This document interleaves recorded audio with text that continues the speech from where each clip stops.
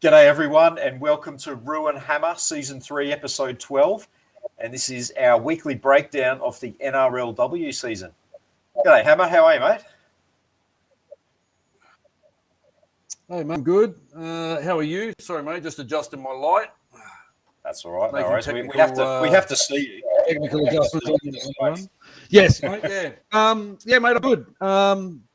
What a great weekend of NRLW footy, mate. 3 cracking games, and every single one of them, like no dead rubbers. Every single game had finals repercussions, and went down to the last game on Sunday for the finals to be decided. So, mate, let's get into it. We'll talk everything NRLW round 5. Let's break it down, shall we? Yeah, mate, let's get into it. Round 5 kicked off with the standalone NRLW game at Netstrata Stadium between the first place Dragons and the 5th place Roosters. And as we have a look at the stats there, so we had a 16-10 win to the Dragons. Dragons with tries to Albert, Tonegato, House, Bartlett. Unfortunately, an unhappy day with the boot for the Dragons, failing to land one. To the Roosters 10 with Togatuki and Kelly tries. Tamara 1 from 1, and Southwell missing with her only attempt. Obviously sudden death footy came a week early for the Roosters. They absolutely needed to win this game to have a chance to play in the finals. And the Dragons, they had a change in the halves. Rachel Pearson, she succumbed to that back injury, and Quincy Dodd, she slotted in there at halfback. And the McGregor sisters, Racine of the Roosters and Paige at the Dragons, they were playing against each other for the first time, and the first sisters in the NRLW. That's pretty cool. Mate, they are. They're 2 good Kiwi girls too. Mate, the well-balanced Dragons, they had all the early ascendancy in this one, using their speed on the edges and to uncompress that Roosters defence, and then use their forwards up the middle to keep the Roosters defence guessing. Elsie Albert with a customary tough carry close to the line got the first try of the match with a hit and spin at the line to crash over. And the Roosters with plenty of chances in the first half on the back of Isabel. He's 100-plus first half metre. She had an outstanding first half. But their handling let them down with their poor ball security at crucial. Dragons lost their speeds to Jamie Chapman to a HIA and moved Paige McGregor to that left side to cover Kelly's speed. Jess Surges, playing with a little bit of an obvious injury, made a crucial line break late in the second half and found herself on the TB 122 treadmill. She was run down by Emma Tonegato. She looked like she was struggling towards the back end of that run too. Second half, the Dragons scored tries to Tonegato and House before the Roosters kicked into gear and mounted an attack. Roosters ball to play for, shifted the momentum through their strong defence and enterprising attack and put the Dragons under immense pressure. Maddie Bartlett, our good friend Maddie Bartlett, herself an intercept try and the Dragons' 4th try of the day, which virtually sealed the victory for the Dragons. As you said, mate, obvious goal-kicking issues when Rachel Pearson doesn't play. They've had like 2 from their last 14 attempts at goal. Pierce week, that'll obviously change things. Isabel Kelly. Yeah, Isabel Kelly got a late try to get the Roosters within 6 points with less than a minute to go. Southwell kind of soaking up time on the clock, and I think she wasted about half a minute of that minute left, taking a shot at goal that didn't feature, and she probably would have been better off going back and giving them at least a full minute of a set with a chance to maybe draw that game, take it into Golden Point. But at least give yourself a chance. Yeah, as it turned out, Dragons were just too good and ended up winning that one. Yeah, we have a look at the stats here. It's all fairly even, as you would expect. So 48% to the Dragons, to the Roosters 52%, 57% completion from the Dragons. Roosters up on that 65%. So the Dragons will be looking to improve that. The meters, fairly similar, 1161 to 1178. Roosters with more post-contact meters, 432 to 377. Line breaks pretty even, 4 to the Dragons, 5 to the Roosters. Tackle breaks dead even at 23. Tackles very, very much the same as well, 264 to 240. And 16 errors by the Dragons to 12 to the Roosters. So a bit of a high error rate in this one as well. Yeah, Jay Harris has said, how good was that Tonegado tackle on Surges? Mate, it was. And Emma Tonegado has gotten better and better with every game she's played.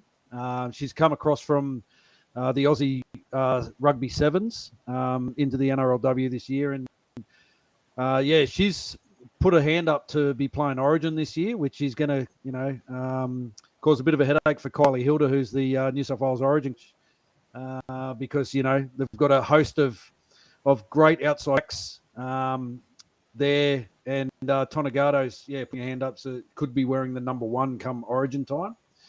We'll have a look at a couple of standout performers. Elsie Albert, again, she leads the NRLW for metres gained and post metres, and this week another big effort, 185 metres with 81 post contact, 6 tackle breaks, a line offload, 17 tackles and a try.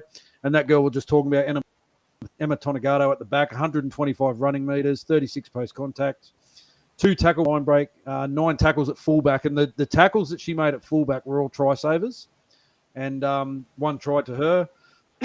For the Roosters, Olivia Higgins, their number 9, their hooker, was really good around the ruck, 66 metres, 20 post contact, 3 tackle breaks, 1 offload. It was a defence, so 24 tackles in the middle there that really kept the Roosters in the game. And then Isabel Kelly, 153 running metres, 42 post contact metres, 6 tackle breaks, 1 breaks, 2 offloads and a try. Absolutely outstanding. And that's why she's one of the premier centres in the women's game. Indeed. Moving on to the second game of the round, and that was the first of a Suncorp doubleheader, and that was between the 4th place Titans and the last place Knights.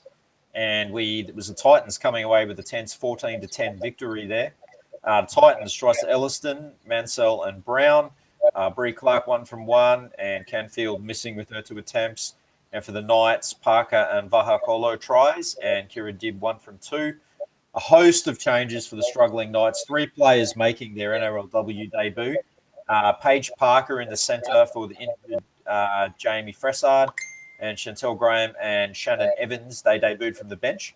And the Titans, they absolutely needed a win to secure their semi-final berth, and they were without a wealth of experience as well, with Taz Gray, Georgia Hale, and Vani Politi all missing the game.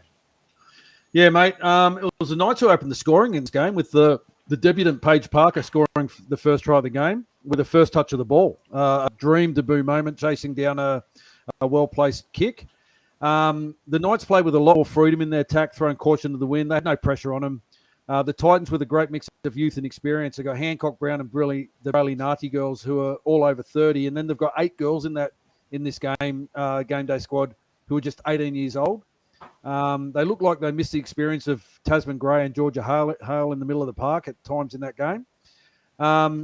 Pretty even match for the first 60 minutes, apart from the Knights trying the first half. Both teams going steps out, not capitalising on their chances. Once the Titans got on the scoreboard, they seemed to lift their intensity, and they were able to score from a good shift to the left. The Knights refusing to lie down, scored a good try after a great run from Netta Nuasala, with Caitlin Vahakolo scoring in the corner, tie up the scores with 7 minutes to go. And the Knights showing so much character in this game. Full credit has to go to their captain, Romy Teagle, who was outstanding for the Knights again in this one. But the Titans secure the win and a final with a try to Karina Brown in the final 2 minutes of the game, which kept the Knights winless in the 2021 NRLW competition. Yeah, just having a look at some of the game stats there. If you look at that possession, 61% of the Titans compared to the Knights 39. It's amazing that the Knights stayed in that game. Absolutely. They had no right to be in there, did they? They're definitely not. With 61 to 39%, they did a great job there, other strength as they were. The completion rate, 71%. It's a bit better for the Titans, but they'll need to improve on that again in the finals. And 15 from 29, so only 51% for the Knights. So that tells a bit of the story there. A lot more meters to the Titans, 1246 to 1104 to the Knights. A lot more post-contact meters to the Titans. Four line breaks each. 35 tackle breaks from the Titans compared to the Knights, 22. And only 186 tackles to the Knights, 263. Yeah. 10 errors from the Titans and then 14 from the Knights there as well. Yeah, it's telling, isn't it? Unfortunately for the Knights, they tried hard. Also, things could have been different for them had they won that first game that they lost in by field goal to the Eels. Yeah. And they just struggled after that. Had a lot of girls come over from New Zealand to play for the Knights, so we appreciate the efforts that those girls put in coming across the Tasman and playing, and hopefully the Knights will be better for it come the second part of the NRLW season that happens towards the end of the year, the 2022 season. Let's have a look at some of the standout performers for the Titans. Jessica Elliston, who filled in at the second row for Tas Gray. She had 169 metres, 56 post contact, 3 tackle breaks, a line break, 2 offloads, 13 tackles and a try. She was outstanding. Definitely the Titans' best. And Shania Power, who shifted from an edge back rower to play in the centres, covering for Ivania Politi. 165 metres, 7 post contact, 7 tackle breaks, a line break assist, 2 offloads and a try assist. Looked dangerous every time she touched the ball. For the Knights, Caitlin Vahakolo out on the wing, 143 metres, 22 post contact, tackle break, line breaks, 2 offloads and a try. And then Aneta Nuasala, the front rower, ex-Warrior women's front rower from 2018-2019. 142 metres, 42 post-contact metres, 6 tackle breaks, a line break, 1 offload, 19 tackles. And I saw just before we came on air that she was awarded the Knights NRLW Player of the Year for this 2021 season that they're calling it. So well deserved. Yeah, she's been standing up in all their games. Absolutely. I can remember when we first had Georgia Hale on in our first ever live chat with a player. And we asked who her toughest teammate was, and she said Aneta. And then who was the toughest opponent, and she said Aneta. So she's been a great campaigner for New Zealand Rugby League for a long, long time, and hopefully she'll come and play for the Knights in the back end of the season too. Yeah, definitely, absolutely. The final round was the second of the doubleheader at Suncorp Stadium, and we had the Broncos playing their first home game of the season up against the third-placed Eels, and the Broncos gave the Eels a bit of a touch-up here, 38 points to 4. Broncos, Chisolka with a double, Bass, Turner, Mosby, Brigginshaw at Hall tries. Brown 5 from 6, Brigginshaw missing with her only attempt. And for the Eels, it was just a try to Johnston, Maddie Studden missing her shot at goal. And the Broncos, they welcomed back their forward leader, Millie Boyle, for this game, but Tamika Upton was missing, and that's the second time in 2 weeks for her. Yeah, mate, yeah. She's been named to come back this week, so hopefully she plays this week. But Brisbane came out on purpose in this one, mate. They didn't like losing to the Titans last week. And they came out, they completed their first 6 sets and scored 2 tries before the Eels had even completed a set. So they were up 12-0 before the Eels. The Eels showing that they're a class outfit, scoring with their first opportunity with the ball in the Broncos' territory, though. They'll dealt a massive blow, though, when their star fullback, Botil Vetti Welsh, suffered a knee injury midway through the first half, which, by all reports, is an ACL, so she'll be spending a little bit of time on the sideline. But the Broncos are really dominant in all areas across the park. The Eels struggled to get out of their own half, despite the effort of Kennedy Cherrington and Samaima Taufa. The Broncos' defence really put pressure on Maddie Studden, forcing her to make decisions under pressure. Brishaw, with her first show and go of the season, she got the try to put the Broncos in the box to steal the minor premiership from the Dragons. And at 28-4 down, Eels coach Dean Witters was forced to bring his star halfback Maddie Studden off with 10 minutes remaining. She had a bit of an ankle injury, and then minutes later, Kennedy Cherrington went down with severe cramp. And the Broncos, they didn't put off the gas, mate. They put on a massive score to secure that minor premiership and send the Eels tumbling out of that top 4. Yeah, have a look at the stats here. Possession, as you said, heavily favouring the Broncos, 67% to 33. And as you said, 12-0 before they even know what had hit them. 90% completion rate, that's outstanding. 38 from 42 for the Broncos. Eels, not too bad either. 18 from 25 at 72%. Look at the metres, though, the difference. 1,629 metres to the Broncos and only 937 for the Eels. Post-contact metres, again, 469 to the Eels, 289. 6 Broncos line breaks, the Eels 2. Tackle breaks, the Broncos had 20, Eels had 25. a lot more tackles there. The 229 tackles to the Broncos, the Eels 124, and 6 errors to 8 there. Yeah. Didn't put up the missed tackle stats. There was a lot of them for the Eels, unfortunately. The standout performers, Millie Boyle, back after a week off with COVID. Massive 238 metres, 100 meters, 4 tackle breaks, a line break and offload, 17 tackles. She's absolutely been outstanding for the Broncos this season. Amber Hall, Kiwi Fern, 214 metres, 72 post contact, 4 tackle breaks, a line break, 4 offloads, 13 tackles and 1 try. She was a handful for the Eels all day. Tiana Penatani moved back to fullback when Bo Tilvetti went off. 122 metres, 20 post contact, 2 tackle break.